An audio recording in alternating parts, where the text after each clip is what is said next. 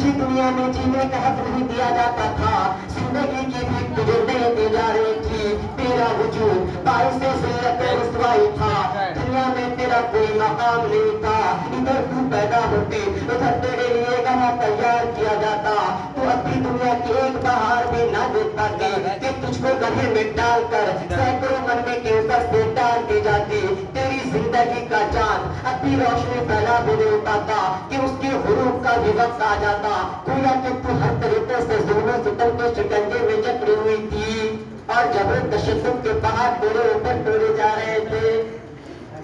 کوئی ہنگامہ محشر ہو تو اس کو بھولو، سینکڑوں باتوں کا رہ کے خیال آتا ہے کہ ترانے گنگنا رہی تھی، مگر ایسے پرخطر دور میں ایک مہتاب نبوت ظہور ہوا، حضرت ابراہیم علیہ السلام کی دعا کا اثر نمودار ہوا، حضرت عیسیٰ علیہ السلام کی بشارت پوری ہوئی، یعنی محبوب کبریہ کی آمد ہوئی، یعنی سید المرسلین خاتم النبیین صلی اللہ علیہ وسلم تشریف لائے اور فرمایا کہ جس کے یہاں لڑکی پیدا ہوتی ہے فرشتے اس پر سلام بھیجتے ہیں۔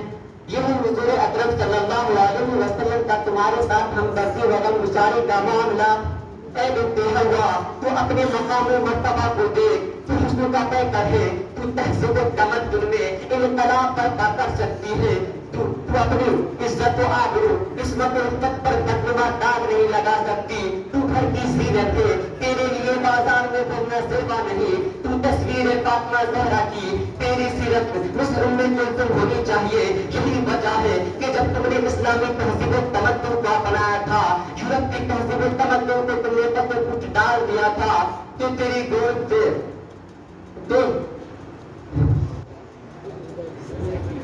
جب تم نے اسلامی تہذیب و تمدن کو اپنایا تھا، چودہ صلاۃ کی پابند ہو گئی تھی، تو تیری گود سے اولیاء اللہ پیدا ہوئے، محدثین پیدا ہوئے، مفکرین پیدا ہوئے، شہداء پیدا ہوئے، صالحین پیدا ہوئے، حفاظ و قراء پیدا ہوئے، ائمہ خطبہ پیدا ہوئے، خطبہ اخبار پیدا ہوئے، یہاں تک کہ انبیاء بھی تیری گود سے پیدا ہوئے۔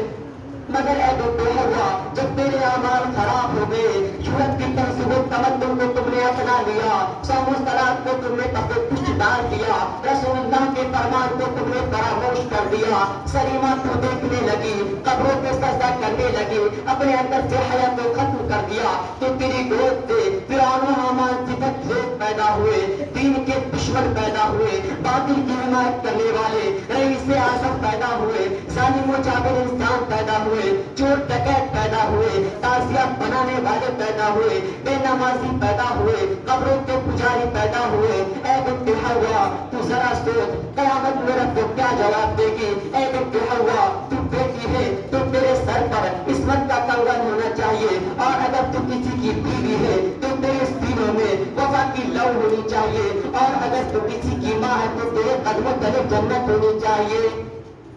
کیونکہ جس وقت تیرا وجود باعث ذلت و رسوائی تھا، دنیا میں تیرا کوئی مقام نہیں تھا، ادھر تو پیدا ہوتی ادھر تیرے لیے گھر تیار کیا جاتا، مگر اسلام نے تم کو عظمت و تقدس سے سرفراز کیا، رفعت و بلندی کی دولت سے ہمکنار کیا، مگر ان سب کا تم نے سجدے باز کر دیا، غرض یہ کہ اسلام نے زمین سے سوریا تک پہنچا دیا، لیکن ان سب کو تم نے فراموش کر دیا، یورپ کی تہذیب و تمدن کو اختیار کر لیا، اور بازاروں میں شکایت کرنا تیرا شیوا بن گیا۔